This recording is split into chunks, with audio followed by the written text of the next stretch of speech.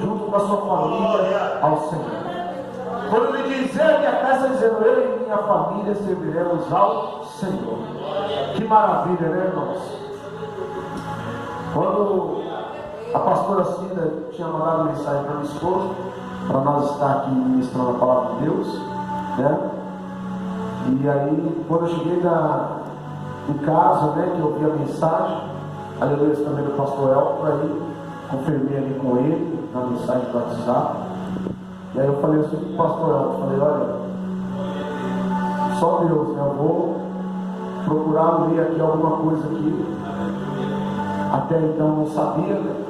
Então eu falei, Senhor, dá uma palavra, né? E Deus é tão bom, irmãos, que Ele deu a palavra. Aleluia! Deus, Ele sempre surpreende, Ele dá a palavra. Deus é fiel. E o soldado de Cristo tem que estar preparado para a guerra, sim ou não? Por isso que Efésios 6,10 diz que nós temos que ter o capacete, a couraça, né? O escudo, a sandália, o sapato, né? E a espada, que é a palavra. Ou seja, nós temos que estar revestidos para quê? Para contra a cilada, para contra as tentações, para contra as flechas, as setas do inimigo. Para nós vencer o quê? Os principados, potestades e hóspedes infernais, os príncipes das trevas que ocupam os lugares celestiais, né? Ou seja, os demônios que tentam nos atingir aqui nesta vida física, essa vida natural que eu e vocês servimos. Nós temos que estar revestidos do quê? De toda a armadura de Deus. O apóstolo Paulo fala isso, por quê? Porque ele estava um dia preso, e nessa prisão ele viu soldados que prendiam ele. Eles tinham o quê? Capacete, eles tinham couraça, eles tinham escudo, eles tinham espada, eles se vestiam, eles calçavam as melhores sandálias, os melhores sapatos para quê? Para guerrear, para pelejar. Não era qualquer sapato, não era qualquer sandália, era a sandália revestida para correr contra os adversários inimigos. Glória a Deus, aleluia. Assim é a nossa alma, assim é o servo e a serva de Deus, revestido. Aleluia. Né? Do capacete, da couraça da justiça, do escudo da fé, para que nós possamos vencer através da espada, aleluia, que é a palavra de Deus, os nossos adversários. E ele diz, irmãos, porque você vê e observa que muitos têm pregado, muitos têm vivido dentro da igreja, brigando um com o outro, disputando um com o outro, às vezes na vizinhança, às vezes no trabalho, onde for. O servo de Deus tem que entender que a nossa luta não é contra a carne nem contra o sangue, é contra os principais potestades. Aleluia. A nossa luta não é contra o nosso irmão, e nem contra o nosso vizinho, nem o companheiro de trabalho, também não. A nossa luta também não é contra os nossos irmãos e família, também não. Aquele parente, até o próprio inimigo. Jesus falou para nós: ama o teu inimigo, perdoa ele. Perdoa ele. Se for possível, 70 vezes mais. Perdoa, 70 vezes 7. Perdoa. Aleluia. Jesus estava dando um ensinamento para Pedro, porque a fúria de Pedro era contra o próprio Mateus, que era, antes de converter a Jesus, ele era um publicano, ele era um cobrador de impostos, e ele cobrava muito mais daquilo que tinha que ser cobrado. Por exemplo, se a conta de luz era R$100, ele cobrava 200. E assim vai. Então Pedro ficava indignado, mas quando eles aceitaram Jesus, Jesus mudou a vida de próprio Mateus, que era Levi, e de Pedro, que era uma rocha brava. Jesus mudou a vida deles. Jesus falou para Pedro: perdoa ele, e se for possível 70 vezes 7. Ou seja, é infinito. Quanto mais você perdoar, ama o seu irmão, né? Mandamento com promessa: amar o seu irmão, amar o teu próximo como a ti mesmo. É difícil hoje, mas dentro da família é um princípio que tem que ter. Dentro da casa é um princípio que tem que ter. Temos que amar a nossa família, mesmo que seja um parente, um primo, um tio, um irmão. Nós temos que amar. Muitas das vezes nos aborrece, nos entristece, mas mesmo assim nós temos que amar eles. Temos que pedir para Deus guardar a vida deles, pedir perdão a Deus. Amém? Josué, irmãos, o nome de Josué significa Jeová ou Javé é salvação. Josué, ele foi um guerreiro que se tornou, no seu livro já, sucessor de Moisés, que era o grande profeta de Deus. Quando Moisés exerceu o cargo de profeta, quando o Senhor chamou ele para o particular, Josué, ainda jovem, rapaz, ele almejou estar ao lado de Moisés. Jesus, uma certa feita, olhou para os discípulos e disse: me diga com quem tu andas, que eu te digo quem tu és.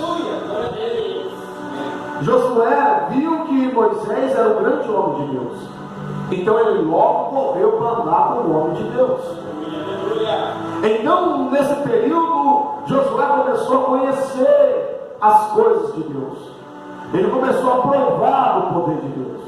Ele viu Deus agir na vida de Moisés, que era um grande homem de Deus, e ele passou a adquirir também, a servir esse Deus com veemência, com temor e amor. Diz a Bíblia Sagrada que Moisés mostrou tudo, ensinou tudo para Josué. E Josué era filho de Nun. Esse Nun era amigo, braço direito de Moisés. Nun era um homem temente a Deus. Nun era um homem que trazia o povo para proclamar o nome do Senhor. Nun era um guerreiro. Esse homem não temia os adversários. Quantas das vezes foi açoitado dentro do Egito e ele permanecia trabalhando, permanecia de pé, porque não entende, se ele fraquejar, a família dele não come o pão e não bebe a água. Era assim no Egito. Os homens tinham que trabalhar, e aqueles que fizessem corpo mole, eles matavam, eles açoitavam, e a família ficava quase uma semana sem comer o pão e sem beber, sem poder colher aquilo que plantou. Então Nun aprendeu, ensinou seu filho Josué a temer a Deus. Josué começou a buscar o Senhor, começou a ver Moisés tendo o poder de Deus. Ele observou quando Moisés desce o Sinai, e o rosto de Moisés está semelhante ao sol.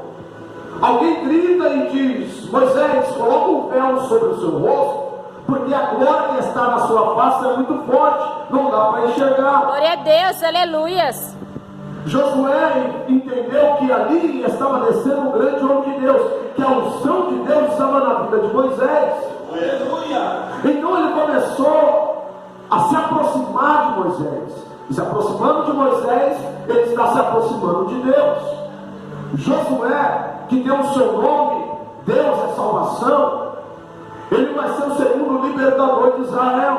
Primeiro Moisés, depois que eles passaram do Egito, que passaram no deserto, Josué e Caleb é chamado por Moisés e alguns filhos de Israel para ir para a terra, espiar a terra prometida. Os únicos que pisaram na terra, chegaram da terra e provaram da terra foi Josué e Caleb. Por quê? Porque eles foram lá com um objetivo. Eles receberam ordem para entrar na cidade. Eles entraram, eles foram obedientes.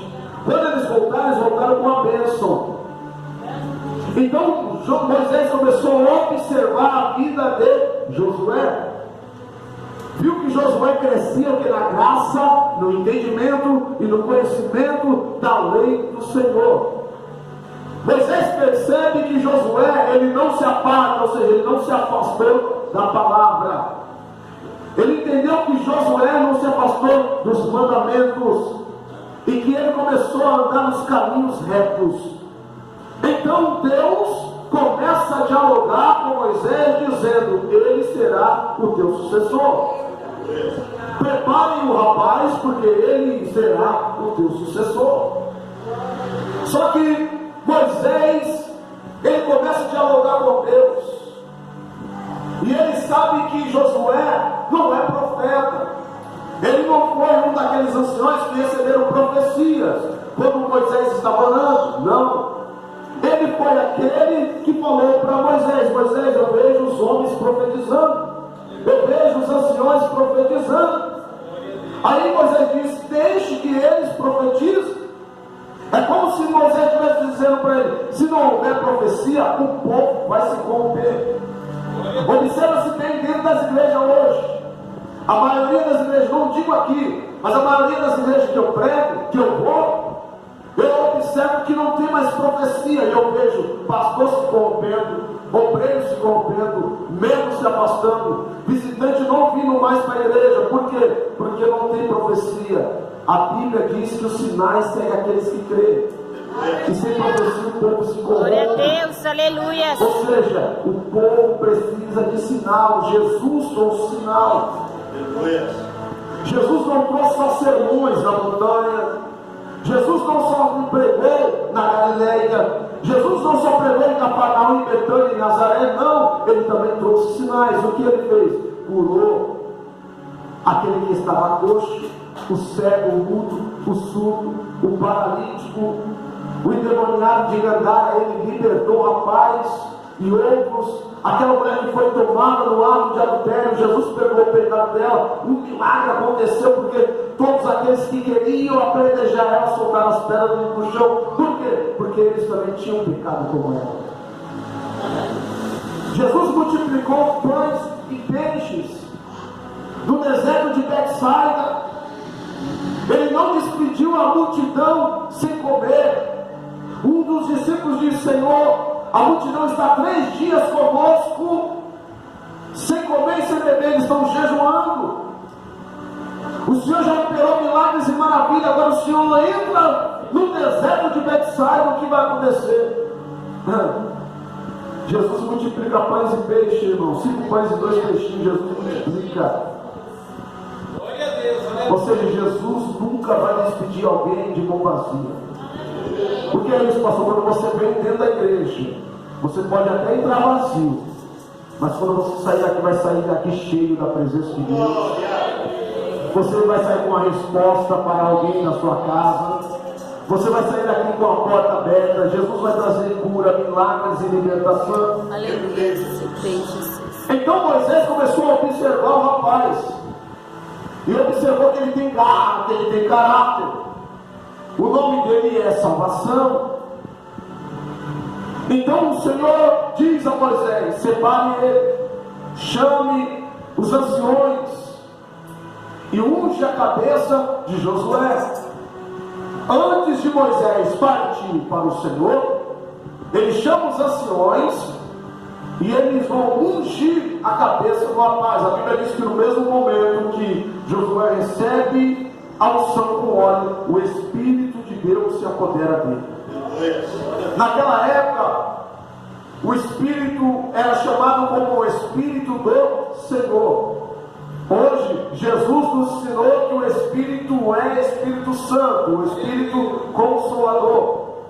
Mas naquela época, o Espírito de Deus, ele não permanecia no homem. O Espírito de Deus usava o homem e se retirava do homem. Quando Deus trazia revelações para Moisés, Deus entrava com o teu Espírito sobre ele e revelava.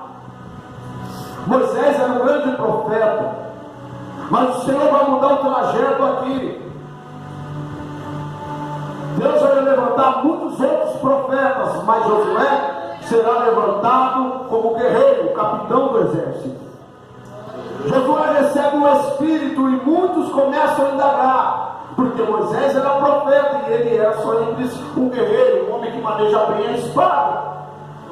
Mas o Senhor achou graça nele. No seu capítulo 5 do seu livro, no capítulo 1, melhor dizendo, do seu livro, a partir do versículo 5, o Senhor está dizendo: Josué, filho de Nun, servo do meu servo Moisés,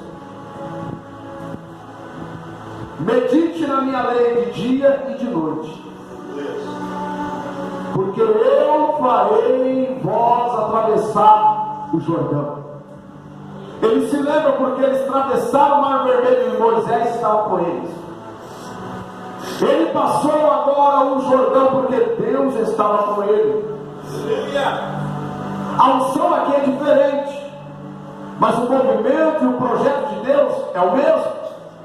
Eles atravessaram o Jordão. Ele meditou na lei do Senhor.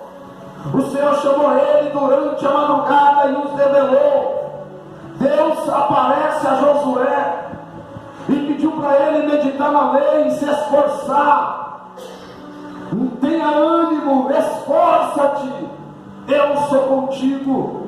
Assim como fui com Moisés no deserto, no Egito, eu também serei contigo. Oh, aleluia. Até pisaste na terra que mana leite e mel, e onde tu passar e caminhar, eu serei contigo. E cada lugar que Josué passava,